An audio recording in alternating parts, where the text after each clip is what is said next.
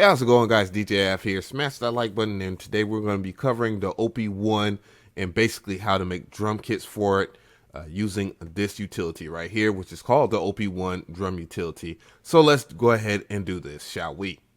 Traptendo. So first off, I want to point out this website here because it would be very useful to you because this is where you download that particular VST. It works for Windows and Mac. Of course, there's a Mac version or not Apple, and the Windows version is marked with, the right logo. So make sure that you keep that in mind when you're downloading. And the link will be in the description box. So let's move on to how it works. So it will look like this. It will pull up as a VST. Installing a VST. I have a tutorial on my YouTube channel. So make sure that you search that using my channel search. Anyway, so, let's pick out a kick. Just put a kick in there, and it will correspond with that. So one thing I want to point out, as you can see, is like 0.5 seconds. You have a total of 12 seconds of sampling time for your drum machine anyways. The drum sampler in the OP-1. So keep that in mind. So that's 0.5 seconds right there that you have. So that's the kick. So one of the things that you can do with this, and you can do it after the fact in the OP-1, is adjust the volume or the level or whatnot. Because as you see, that kick is pretty loud, and you can adjust it accordingly just in case. You also can change the semitones before and after, but you can change it before. Perhaps you don't want it to be as at a certain pitch, and then you can change if it's one shot or if it's looping. So you can just do that by pressing on this.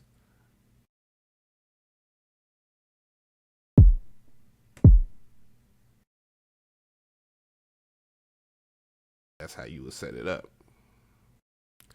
And I'm not so sure about this right here. Okay, that's how you reverse. Okay, cool. So from there, you just pick out something else, and you want to just keep in mind that you want to make the right decisions here. In FL Studio, of course, you can always do this right here, or whatever DAW that you're using. You can just edit the audio just in case it might have too much of a tail on something, and then you can insert it right inside of this. So keep that in mind. Of course, this sound is quite loud, so you want to adjust that. Okay, so you adjust that, and then you go to like maybe a snare or whatever,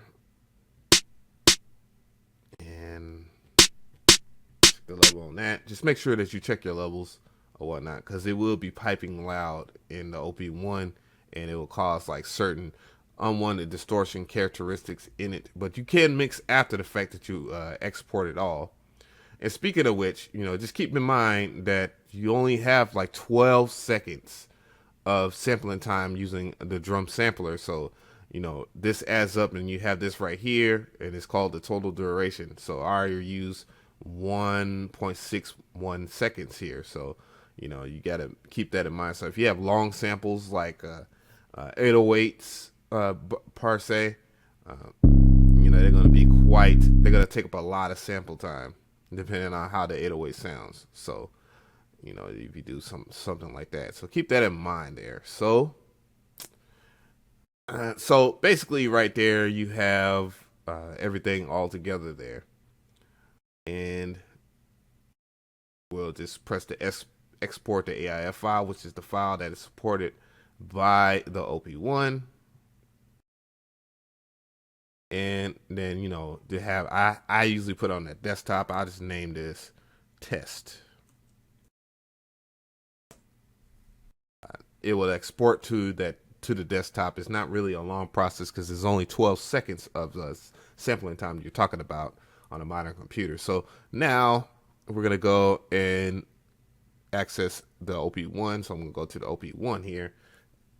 and make sure that you have this on deck. From there, you use your USB cord that was provided by Teenage Engineering. I highly recommend that cord and no third-party cords. If not, just I guess use what you got. But I personally recommend that you only use the cords that Teenage Engineering supplies for you. I'm gonna plug it up to the computer. Get the good old Windows chime. And of course, this instrument can be used as a MIDI controller as well. And from here now, I'll move this baby out the way. We're going to access the COM. So that will be Shift and COM.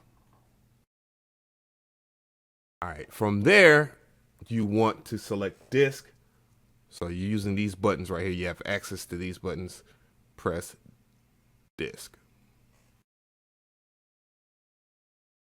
So now it's connected to your computer, and it will be a hard drive now.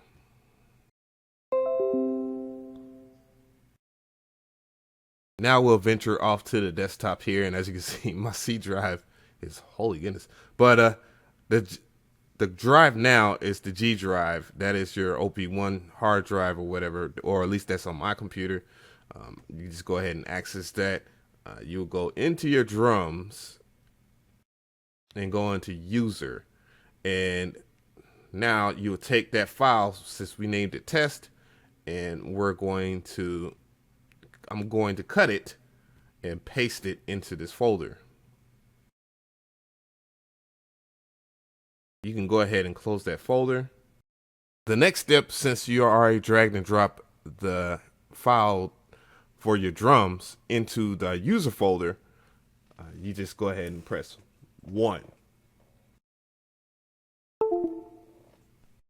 It will disconnect, and it will go through its DOS commands. It will keep on loading everything up. And once everything is done, you just press a button and go in there and have access to that drums. So that's basically it. If you like this video, give it a like. If you have any comments, please leave a comment.